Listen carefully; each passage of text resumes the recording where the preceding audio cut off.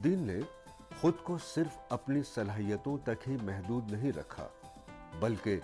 अपने खानदान, गांव और दीगर रिश्तेदारों को भी तालीम की तरफ माइल किया और उनकी हर मुमकिन मदद की। सलाहुद्दीन की कामयाबी ने लोगों को तालीम की तरफ राग़िब करने में अहम रोल अदा किया। यूजुअली होता यह है कि जो लोग ऐसे बैकग्राउंड से आते हैं वो ज़्यादातर अपने ही आप को बनाने और संवारने में अपने ही करियर में रह जाते हैं, लेकिन इनकी सोच ये नहीं थी। स्टार्टिंग ही से इनकी ये सोच थी कि अपने साथ साथ और लोगों को भी आगे ले जाना है, इस सोसाइटी को, इस समाज को चेंज करना है। तो इनके साथ रह करके मैंने काफ़ी इनसे सीखा भी, और इनकी निगरानी थी, इनकी देखभाल, इनका हर चीज़ में सलाहुद्दीन भाई मुझे गाइड करते थे, इसलिए मैं कुछ कर पाया। और इनकी ही कामयाबियों की वजह से, या ये कहिए कि आप इनको देख देख करके सिर्फ मैं ही नहीं और लोगों ने को भी मोटिवेशन मिला, और वो भी आज उनके अंदर भी चेंजिंग आई हैं, और वो लोग भी अपने बच्चों को स्कूल भेज रहे हैं, काफ़ी पैसे खर्च कर रहे हैं, और उनके अंदर ये रियलाइजेशन आई है कि एजुकेशन पे करती है। अगर तालीम ली जाए तो उसके रिजल्ट्स आते हैं, जैसा कि उन लोगों ने सलाहुद्दीन भाई को देख के देखा।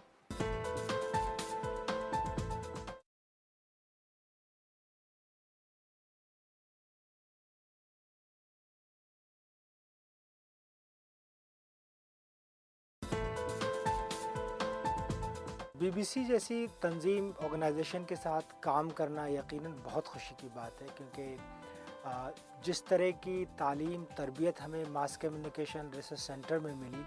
जहां मैंने 3 साल तक तकरीबन फ़िल्म, टेलीविज़न, फ़ोटोग्राफ़ी इन सब पे पढ़ा लिखा और उसके बाद मीडिया में आया।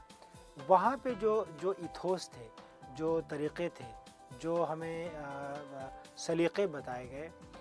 उनको अगर उन ख्वाबों को अगर मैं पूरा करना चाहूँ, उन ख्वाबों को अगर मैंने कहीं देखा कि सच हो रहे हैं, तो वो हमारे सपने यहीं बीबीसी में सच हुए। उसकी वजह यह है कि एक तो काम करने का जो तरीक़ा है, जो पूरा माहौल है, वो इतना बेहतरीन है कि मैं इससे पहले भी जब मैं निकला पढ़ करके तो मैंने फ़िल्में बनाई, मैंने चैनल में भी काम किया, मैंने कई जगह मतलब प्रोडक्शन हाउसेस में भी काम किए हैं। हंड्रेड्स ऑफ एपिसोड तो मैंने खुद एज़ प्रोड्यूसर एडिट करवाए हैं। लेकिन ये पहली जगह है जहाँ पे आपको ये इत्मीनान मिला कि आप काम करते हैं और आपको सुकून मिलता है, आप मुतमईन होते हैं उस काम से। क्या वजह यह है कि यहाँ पे एक सबसे अच्छी चीज़ यह है कि आप आते हैं, आप किसी स्टोरी को खुद अडॉप्ट करते हैं, एक आइडिया को, उस पर रिसर्च करते हैं, लिखते हैं, प्रोड्यूस करते हैं, और इस पूरे अमल में वो जो स्टोरी होती है या जो आप जो कुछ कहना चाह रहे होते हैं, वो आपकी पूरी मुसल्लमा कोशिशें हैं, उसमें किसी का अमल दखल नहीं है। मतलब आप जो कहना चाहते हैं, आपके ऊपर ये प्रेशर नहीं है कि ये स्टोरी इसी नौइयत से होनी चाहिए, इसी ढंग से होनी चाहिए, ऐसा कुछ भी नहीं है। यहाँ पे आप आज़ाद हैं। आप और जब इस तरह की आज़ादी मिलती है तो आप बहुत ज़्यादा रिस्पॉन्सिबल भी होते हैं, ज़िम्मेदार होते हैं, और वो ज़िम्मेदारियाँ आपको खाए जा रही होती हैं कि कहीं आपसे कोई ऐसी गलती ना हो जाए कि लोग कहें अरे बीबीसी में आप काम करते हैं और आपको इतना भी शौर नहीं कि आपने ये बात कह दी। तो ज़िम्मेदारी प्लस आज़ादी और फिर माहौल, जब आपका वो क्राफ्ट निकल के आता है, जब आप काम करके उसको देते हैं, तो यकीनन मतलब बड़ी खुशी होती है। सलाहुद्दीन की सबसे बड़ी खूबी तो मैं अगर न्यूज़ के पॉइंट ऑफ व्यू से बताऊंगा तो मुझे लगता है कि न्यूज़ का सेंस इनका बहुत ज़बरदस्त है, और इन्हें न सिर्फ ये कि मुल्की बल्कि बैनुल-अक़वामी, हम चूँकि जिस इदारे में काम करते हैं वहाँ पर दोनों ही पहलुओं पे नज़र रहती है, तो दोनों ही तरह की ख़बरों की बहुत गहरी पकड़ है, और उन्हें ख़ास जो हार्ड कोर न्यूज़ जिसे हम कहते हैं, उसके साथ साथ जो समाजी मामलात हैं, जो सोशल मामलात हैं, उसके अलावा ये कि चाहे वो ह्यूमर का इशू हो या जो सियासी मामले हों, हर पहलू न्यूज़ का जो है वो मेरा ख़्याल है सलाहुद्दीन पर गहरी नज़र रहती है। साथ ही साथ ये भी कहना चाहूँगा कि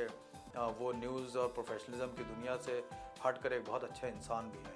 तो इनकी सबसे बड़ी जो खूबी है, मैं जो देखते हुए और जो मैं इतने दिनों में मैंने महसूस किया है, वो ये कि इनके अंदर बहुत ज़्यादा है। किसी तरह का किसी को महसूस नहीं होता, सबसे मिलना जुलना, पूरे अखलाक से मिलना। तो ये इनकी एक इंसानी खूबी है जो आज के दौर में, इतने तनाव भरे दौर में हम लोग काम करते हैं, उसमें मेरा ख्याल है बहुत बड़ी खूबी है सलाहुद्दीन की।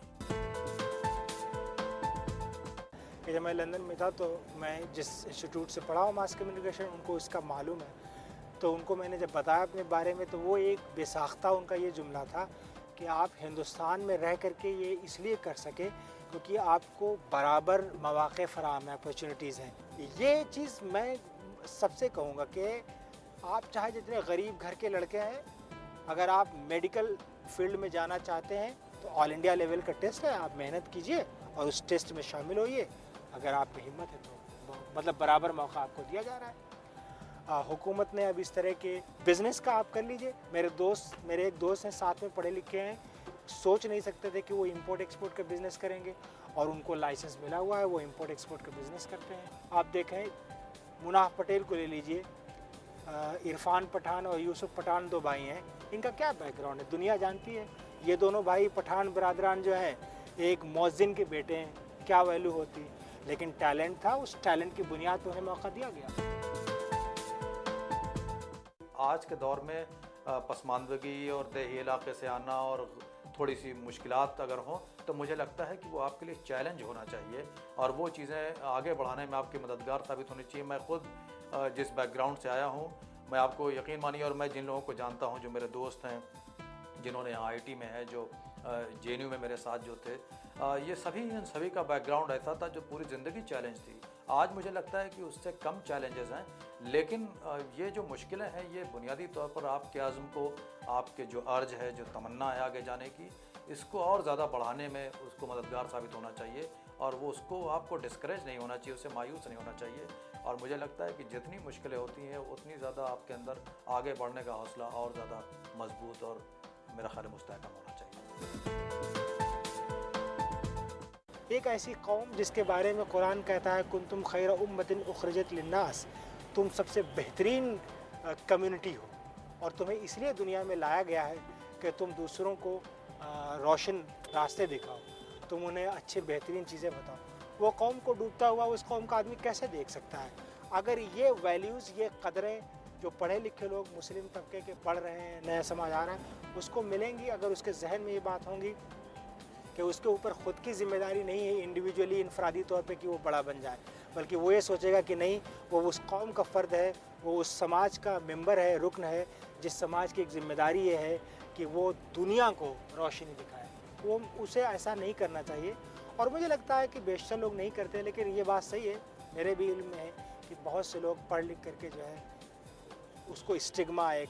समझ करके अलग देखना चाहते हैं। वो सोचते हैं कि ये तो एक धब्बा है मेरे ऊपर, इस समाज से दूर रहो। लेकिन याद रखिए, जिस समाज से आप आते हैं अगर वो आपकी शनाख्त नहीं है तो फिर शनाख्त है क्या? सलाहुद्दीन ने अपनी कामयाबी से ये साबित कर दिया कि अगर इंसान के अंदर कुछ करने और कुछ बनने की चाहत है तो कोई भी मुश्किल और रुकावट उसके पांव की जंजीर नहीं बन सकती, और गुर्बत हो या माहौल की नासाजगारी, तमाम बंधनों को तोड़कर वो आगे बढ़ सकता है।